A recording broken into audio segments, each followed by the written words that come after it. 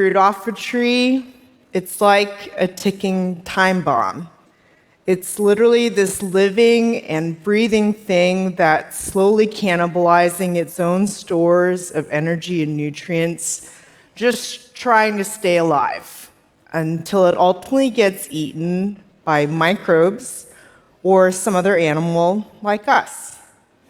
Have you ever wondered why that is and what could be done about it? My journey in trying to figure that out started in the spring of 2013. I'm finishing up my postdoctoral research in chemistry at the University of Santa Barbara, California. And all that really means is I'm a huge nerd and I've been in school for way too long. And trying to figure out how to put all of that training to meaningful use. So two of my lab mates, James Rogers and Luis Perez, invite me to dinner. But it turns out to be a pitch disguised as dinner. And they opened by totally flooring me with some staggering stats. A third of the food that we produce worldwide is lost or wasted before it ever has a chance to be eaten. For fresh fruits and vegetables, that number is a half. And waste is a problem at every single step of the supply chain. From the farm, trying to get it to market in stores, restaurants, and in our homes. And it's not just a waste of the food, it's a waste of the land, water, fertilizers, labor, energy, fuel, packaging, and money out of farmers and our pockets. If global food waste was a country, it'd be the third highest emitter of greenhouse gases after China and the US. For decades all around the world, we've relied heavily on a surprisingly small number of ways to help fruits and vegetables last longer after harvest. These have gotten us a really long way, but they also have their challenges. Refrigeration is a massive energy suck, a significant source of emissions, and it's expensive. It's unfortunately why a lot of places around the world don't have access to refrigeration. Designer pesticides aren't great for our long-term health or the environment. Waxes, some can be plant-based, but a lot of them are also animal-derived or petroleum-derived, and they help make produce look better, but not really meaningfully extend their life and quality. And packaging, that's just adding to our problems with single-use plastics and microplastics. And then all of this leads to a pretty narrow set of fruits and vegetables that are available in stores today relative to the amazing diversity of what's really out there.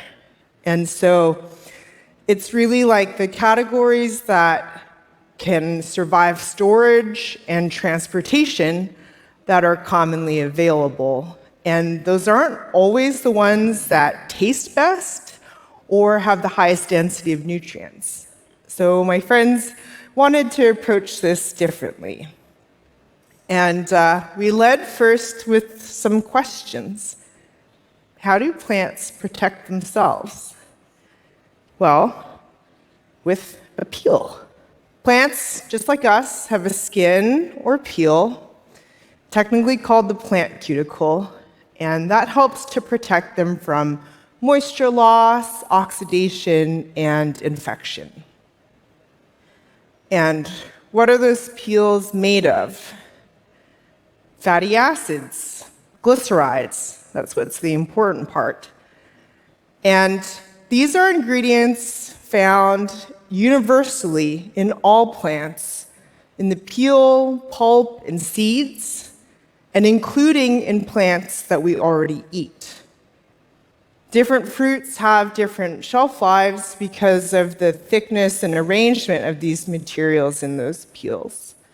So the idea then is, can we take these harmless, edible, plant-based ingredients, apply them in a thin layer on the surface of fresh fruits and vegetables to help reinforce the existing natural peel? And if you do that, can you help to retain peak flavor, texture, and nutrients for longer without reliance on refrigeration, pesticides, waxes, or plastics? And so that's what James, Lou, and that's why we founded Appeal Sciences and ultimately headed to James's garage to try and figure out. We started first by partnering with this small local grower. And we tested the idea on this category you may not have heard of called finger limes. They're literally finger-shaped, and when you cut them open, the pulp is in the shape of beads like caviar.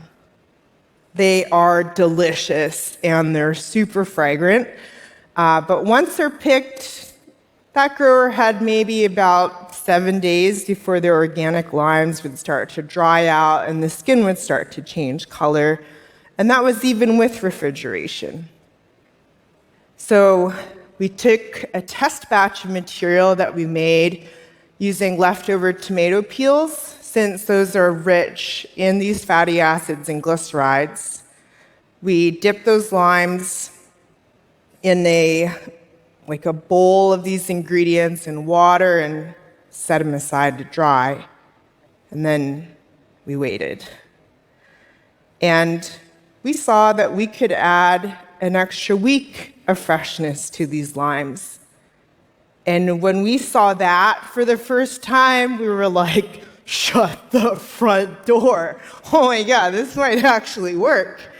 So we then went and wanted to apply this little bit of extra peel to all other kinds of fruits and vegetables. Bananas, avocados, limes, green beans, tomatoes, bell peppers, cucumbers, berries, like you name it. And what we saw amazed, and quite frankly still amazes us. This concept works for dozens of categories. Things that need to ripen before you eat them, things that don't, things that have edible peels, non-edible peels. We even saw that with protected blueberries, we could retain vitamin C levels at higher levels for longer than unprotected blueberries. And tomatoes could be harvested later, not when they were green and tasteless, but when they were red and actually ripe, and they'd still have enough time to get into your homes. And we love that it really takes so little material. The little bit of extra peel we add to an average avocado, for example, that's equivalent in weight to 1/10 of a small raisin. And even though these materials are, of course, they're edible, you can wash them off by just rubbing under running water.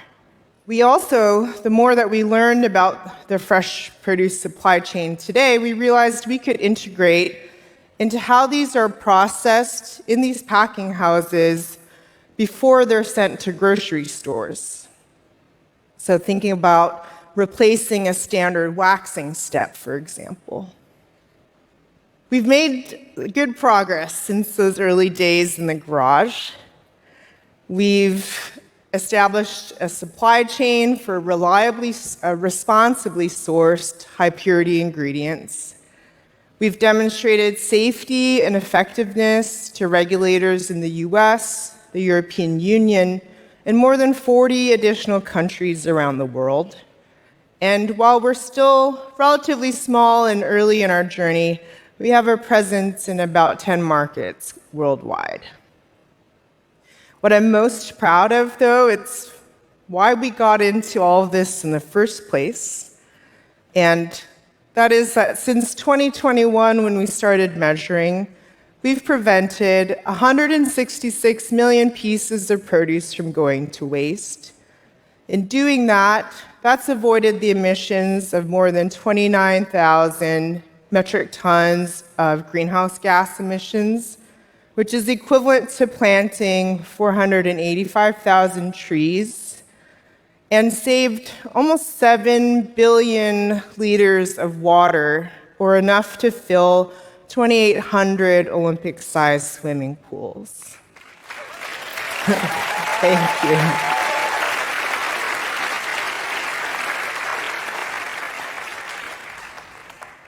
What we're also excited about is the opportunity to add a little extra peel to help small growers get their unique varieties of fruits and vegetables to market with more confidence. This is especially important in places that don't have widespread or reliable access to refrigeration, like with these regional mango varieties. This could mean that a greater diversity of fruits and vegetables could be more available to more people. The work, though, is far from done. We've unfortunately encountered food and agriculture companies that have a really hard time seeing past the food waste status quo. Shrink, as it's called in the industry, it's just accepted as the normal part of doing business.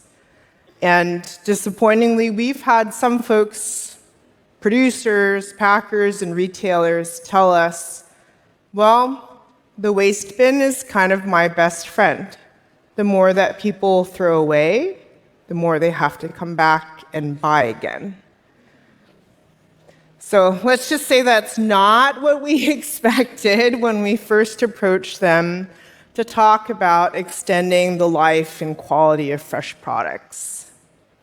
But we can't change this thinking alone, and we're not a silver bullet to end food waste ourselves, but thankfully, there are lots of startups, scale-ups, organizations, and individuals all around the world working to transform this post-harvest space. And we're optimistic that our one small innovation, using common ingredients inspired by the ancient wisdom of plants, is playing its part in having an impact, reinventing the food system, and helping to create abundance for all. Thanks so much. Yeah.